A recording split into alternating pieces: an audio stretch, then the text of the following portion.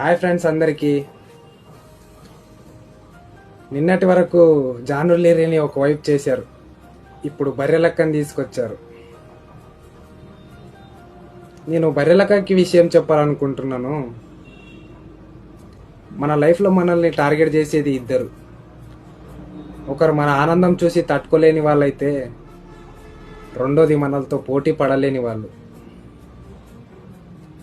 ఇది మైండ్లో పెట్టుకో. రెండోది ఇంకోటి చెప్తాను, తాళం చేయి పడిపోతే చావుభారం తాళానికి తప్పదు.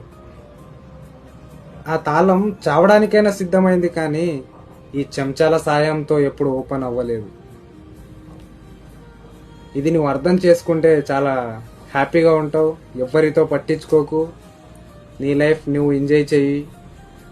సంబంధం లేదు, ఎదిగే వాళ్ళకి ఇక్కడ అవకాశాలు ఉండవు. ఇలాంటి వాళ్ళని పట్టించుకుంటే ఇంకా నాశనం అయిపోతాం. జాగ్రత్త.